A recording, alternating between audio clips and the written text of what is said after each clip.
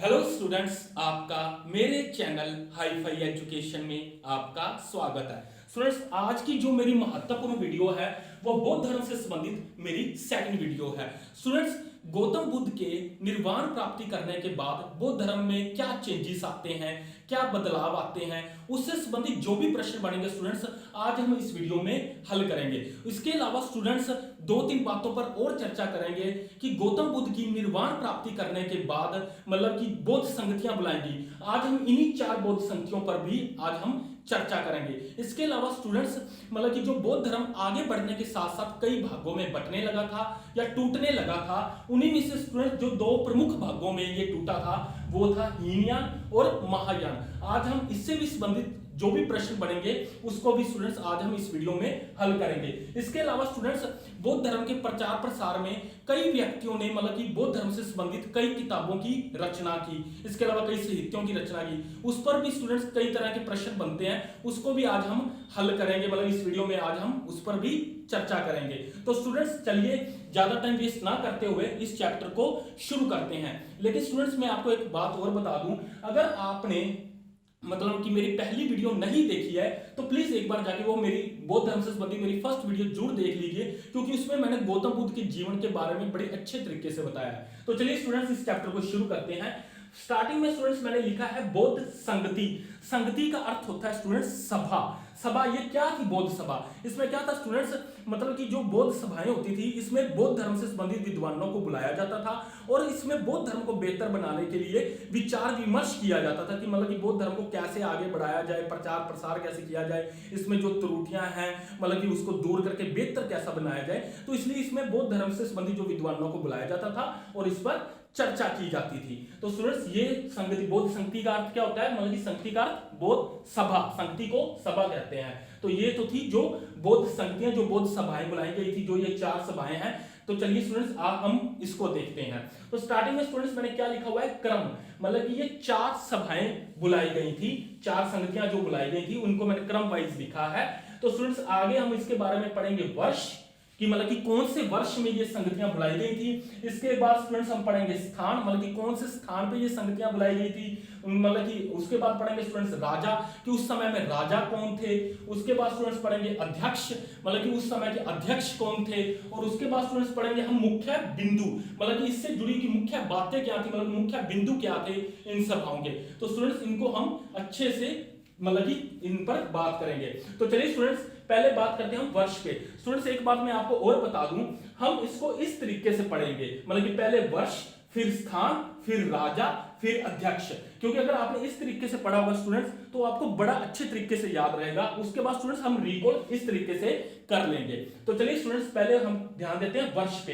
जो पहली सभा थी, जो पहली संगति बुलाई गई वो 483 बीसी। आपको ये तो याद ही होगा कि जो कुशीनगर में मतलब कि जो गौतम बुद्ध का जो निर्माण की प्राप्ति, मतलब कि जो गौतम बुद्ध की मृत्यु हुई थी वो 483 बीसी में। तो स्टूडेंट्स यही आपने वर्ष याद रखना है। 400 पहली जो सभा हुई थी, जो पहली संगति बुलाई गई थी वो 483 बीसी में बुलाई गई थी। और उसके ही 100 साल बाद 383 बीसी में दूसरी बौद्ध संगति बुलाई गई थी। और उसके बाद स्टूडेंट जो ये तीसरी बौद्ध संगति है वो 247 बीसी मैंने लिखा है। कुछ बुक्स में 255 बीसी, मतलब कि 255 बीसी, या मतलब कि इसका आप ये मान लीजिए कि 250 के आसपास, 250 के आसपास। इसलिए मैंने 247 इसलिए लिखा है क्योंकि अधिकांश बुक्स में इसका 247 लिखा हुआ है। तो ये आपने ये याद रखना है 247 बीसी मतलब 250 के आसपास। और चौथी जो बौद्ध संगति हुई थी वो हुई थी 110 ईस्वी की प्रथम सदी। यही थी जो 110 मतलब कि ईस्वी में हुई थी। ये आपने याद रखना है कि जो यही थी जो एक मतलब कि चौथी बौद्ध संगति थी जो कि ईस्वी की प्रथम सदी को हुई थी, मतलब कि ईस्वी में हुई थी। ये 102 मैंने लिखा है कि इसके आसपास ही हुई थी, 102 ईस्वी की प्रथम सदी, क्योंकि ये ईस्वी आपने ये याद रखना है ईस्वी की प्रथम सदी। तो स्टूडेंट्स ये तो थे वर्ष, पहले 483 बीसी, फिर 383 बीसी, इससे 100 साल बाद फिर 247 बीसी मैंने लिखा है, 250 के आसपास। और इसका एंड में जो लिखा है मैंने 110 ईस्वी ईसा की प्रथम सदी को मतलब ये हुई थी। आगे हम बात करते हैं स्टूडेंट्स स्थान की। स्थान में पहले मैंने लिखा है राजगृह, लेकिन इसके बारे में आपको एक बात और बता दूं स्टूडेंट्स, जो पहली 3 सभाएं थी ना वो बिहार में हुई थी और जो चौथी सभा थी वो हुई थी कश्मीर में। तो स्टूडेंट्स ये भी आपने याद रख लेना कि जो 3 पहली सभाएं थी वो बिहार में हुई थी। तो या पहले हम देखते हैं कि जो पहली सभा थी, जो राजगृह लिखा हुआ है, मतलब कि ये बिहार मगध की राजधानी राजगृह में हुई थी। उसके बाद स्टूडेंट सेकंड जो सभा हुई थी वो उसमें वैशाली लिखा है, मतलब कि जैसे ही राजधानियां चेंज होती गई तो उनके स्थान भी जो मतलब कि सभाओं के थे वो भी चेंज होते गए। मतलब कि जो पहली हुई थी वो राजगृह में, दूसरी वैशाली में, तीसरी जो हुई थी मतलब वो हुई थी पाटलिपुत्र में, जो मतलब कि तीसरी राजधानियों के साथ साथ उनके स्थान भी बदलते गए बौद्ध सभाओं के। तो ये जो 3 सभाएं हुई थी वो हुई थी बिहार में, और जो चौथी थी वो कुंडलवन कश्मीर में हुई थी। तो ये आपने स्टूडेंट्स स्थान याद रख लेना है। उसके बाद हम बात करते हैं राजा की। तो स्टूडेंट्स मैंने पहले लिखा है राजा जो पहली सभा के थे, मतलब जो राजा थे उस समय के, वो थे अजात शत्रु। स्टूडेंट्स ये बिंबिसार के मतलब कि ये पुत्र थे, मतलब अजात शत्रु, हर्यक वंश के अजात शत्रु बिंबिसार के पुत्र थे उस समय। जो प्रथम जो पहली सभा हुई थी। दूसरे थे स्टूडेंट्स कालाशोक।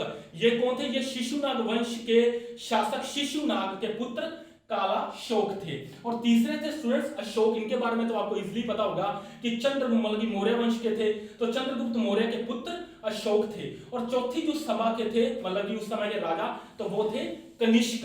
तो ये स्टूडेंट्स आपने राजा भी ऐसे याद रखना है, पहले अजातशत्रु, दूसरे कालाशोक, तीसरे अशोक और चौथे थे कनिष्क, मतलब कि चौथी सभा के कनिष्क थे। आगे हम बात करते हैं स्टूडेंट्स अध्यक्ष। उस समय के अध्यक्ष कौन थे? और पहली सभा के दौरान अध्यक्ष थे वो थे महाकश्यप। और दूसरी जो सभा हुई थी जो 383 बीसी में, उसके थे सभा कामी। और तीसरी जो सभा हुई थी जो मतलब की तीसरी संगति हुई थी बौद्ध संगति, उसके थे मोगलीपुत्र तिस।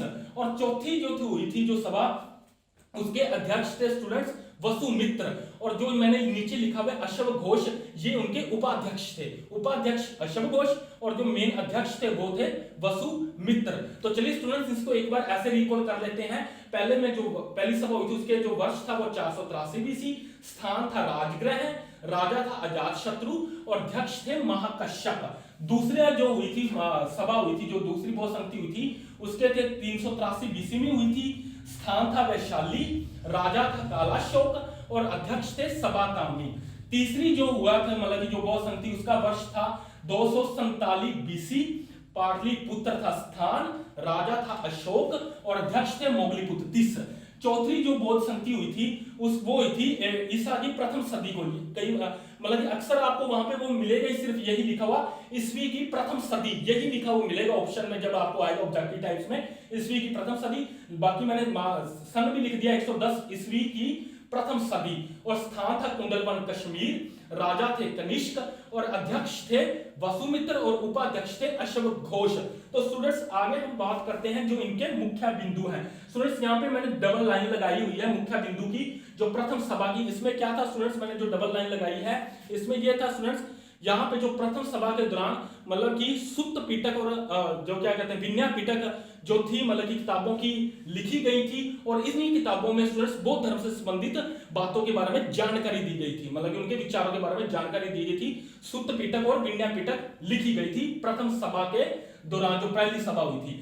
दूसरे में स्टूडेंट्स मैंने मुख्य बिंदु लिखा है कि बौद्ध धर्म का पहला विभाजन महासांगिक एवं थेरवादी के रूप में हुआ।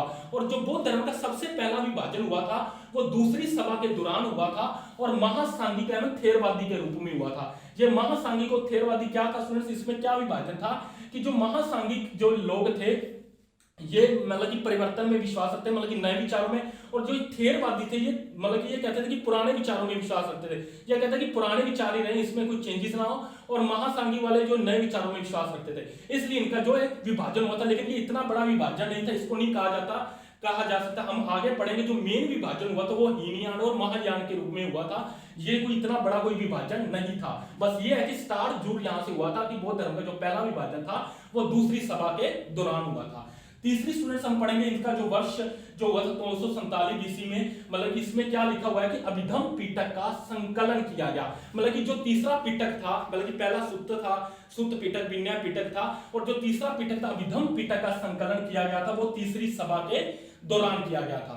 और चौथी स्टूडेंट्स इसमें जो मैंने लिखा है 110 ईस्वी की प्रथम सदी को, उसमें क्या था स्टूडेंट्स कि बौद्ध धर्म का जो एक्चुअली विभाजन हुआ था वो महायान एवं हीनयान में, जो कि काफी मतलब कि प्रमुख जो काफी मतलब कि हुआ था, मतलब कि जो सही विभाजन एक तरीके से हुआ था वो बौद्ध धर्म का विभाजन और चौथी सभा के दौरान ही हुआ था, और महायान एवं हीनयान के रूप में हुआ था जो एक्चुअली विभाजन हुआ था।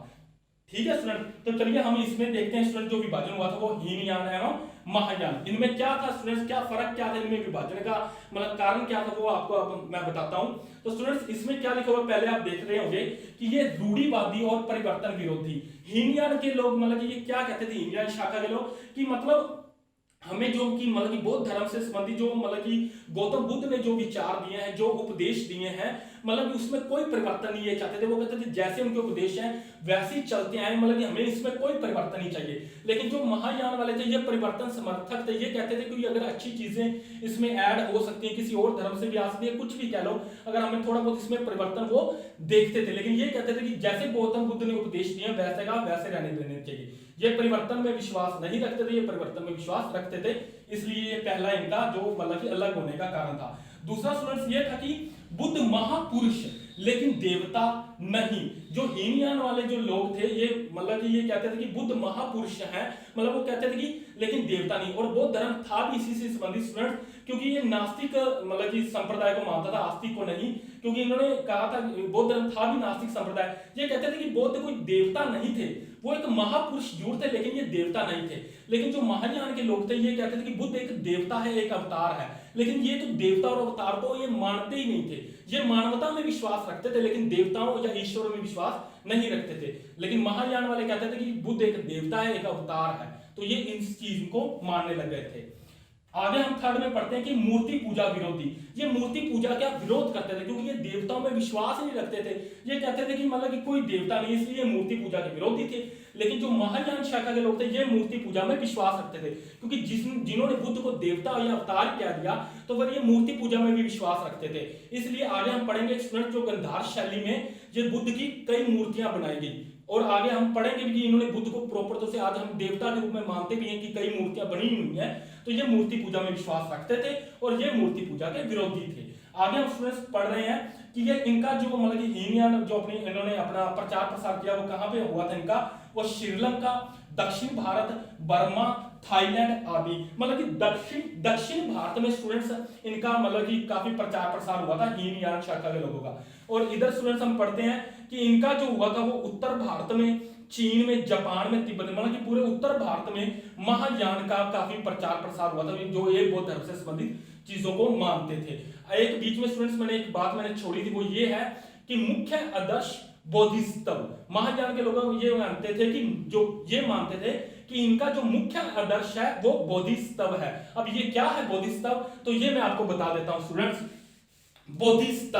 बोधिसत्व एक ऐसा व्यक्ति जो स्वयं तो निर्वाण प्राप्त कर चुका है पर अन्य लोगों की सहायता करता है। मतलब वो खुद तो मतलब अब ये निर्वाण प्राप्त कर चुके थे गौतम बुद्ध, पर अब ये अन्य लोगों की भी सहायता करना चाहते थे, मतलब कि ये भी एक ऐसी राह पे चले कि जिससे कि इनको निर्वाण प्राप्ति हो सके। तो इसलिए स्टूडेंट्स ये इन्होंने अपना स्वयं तो निर्वाण प्राप्त कर चुके, अन्य लोगों की भी ये सहायता करते थे, इसलिए उनको कहा गया कि बोधिसत्व, मुख्य आदर्श हमारा बोधिसत्व। आगे स्टूडेंट्स हम बात करते हैं वज्रयान की। स्टूडेंट्स ये क्या था, ये वज्रयान एक शाखा थी। गुप्त काल में स्टूडेंट्स मतलब कि नालंदा विश्वविद्यालय की स्थापना की गई और उसी नालंदा विश्वविद्यालय में स्टूडेंट्स बौद्ध धर्म से संबंधित विचारों को मतलब कि विचारों का प्रचार प्रसार किया जाता था, मतलब कि उनको विचारों का ज्ञान प्रदान किया जाता था।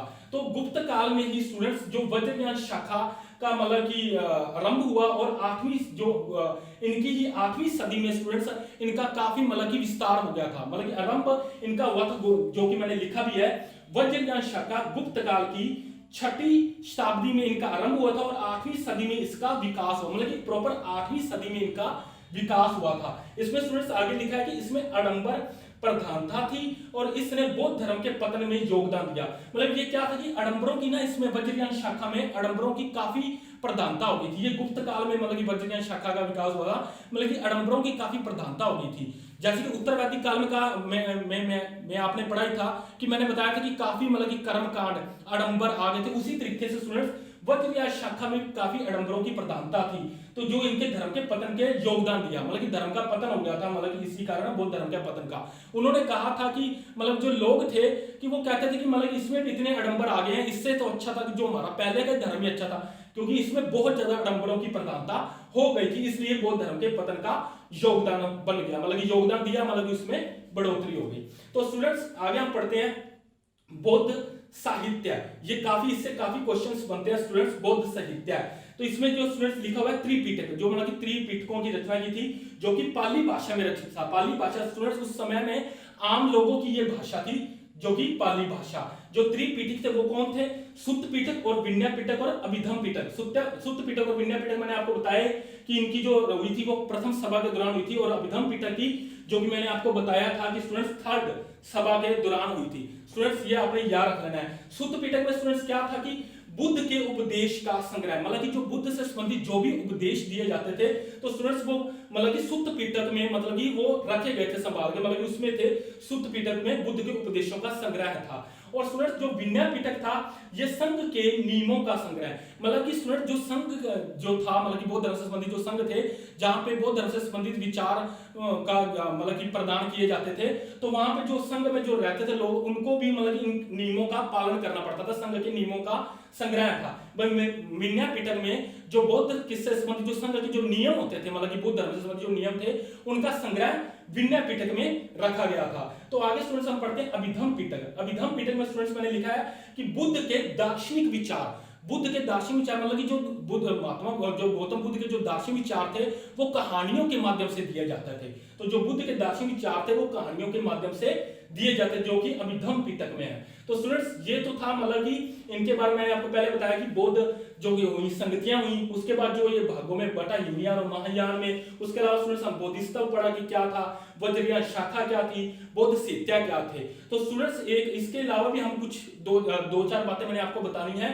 तो चलिए स्टूडेंट्स एक बार आप इनका स्क्रीनशॉट ले लीजिए, फिर मैं इसको इसके आधे भागों में रब करने वाला हूं, तो जल्दी से इसका स्क्रीनशॉट ले लीजिए। तो चलिए स्टूडेंट्स मैंने इसको रब कर दिया। इससे पहले यहाँ पे लिखा हुआ था त्रिपिटकों के बारे में, सुत्त पिटक, विनय पिटक और अभिधम पिटक के बारे में। उसके आगे स्टूडेंट्स हम पढ़ते हैं जातक कथा, बुद्ध के पुनर्जन्म की कथा। स्टूडेंट्स इसमें क्या था कि इन जातक कथाओं में बुद्ध के पुराने जीवन मतलब कि पहले के जीवन के बारे में मतलब कि कथा में लिखा हुआ था कि मतलब कि बुद्ध ने किस रूप में जन्म लिया था, और जनता की जो गुफाएं थी उसमें भी स्टूडेंट्स उनके जीवन का जो मतलब कि चित्रण वही बिल्कुल सेम जातक कथाओं में आपको आगे देखने को मिलेगा। तो स्टूडेंट्स आगे हम पढ़ते हैं बुद्ध चरित्र, सौंदरानंद और शारिपुत्र प्रकरण अशोक घोष की रचना है। ये बुद्ध चरित्र तो अशोक घोष की रचना है, ये तो आपको पता है। इसके अलावा इनकी सौंदरानंद और शारिपुत्र भी अशोक घोष की रचना है। और बुद्ध चरित्र को आपको पता है कि इसको तो बौद्धों की रामायण भी कहा जाता है। तो स्टूडेंट्स आगे हम पढ़ते हैं मिलिंद पन्नो। मिलिंद पन्नो क्या था स्टूडेंट्स? ये नागसेन की रचना थी। मिलिंद पन्नो था क्या वैसे स्टूडेंट्स? मिलिंद नामक राजा ने नागसेन से कुछ क्वेश्चंस किए थे, मतलब कुछ प्रश्न किए थे, जिसका इन्होंने प्रश्नों का उत्तर दिया था। ये प्रश्न क्या थे स्टूडेंट्स?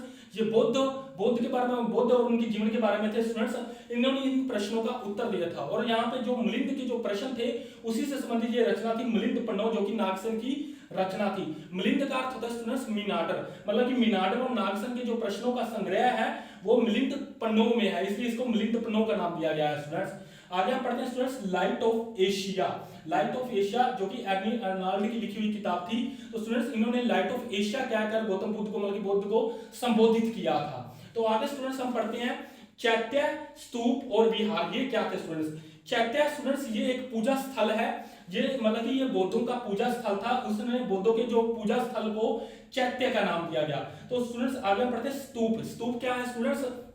मतलब कि बौद्ध और जो उनके अनुयायियों के स्टूडेंट्स निर्वाण प्राप्ति करने के बाद जो स्टूडेंट्स उनके जो अवशेष होते थे वो इन स्तूपों में रखे जाते थे। ये एक प्रकार का जो एक स्तूप, मैंने आपको पहले भी एक वीडियो में दिखाया स्तूप बना के, तो उन्हीं स्तूपों में स्टूडेंट्स इनके जो अवशेष रखे जाते थे बौद्धों और उनके अनुयायियों के स्टूडेंट्स। और आगे स्टूडेंट्स हम पढ़ रहे हैं विहार। विहार क्या है स्टूडेंट्स?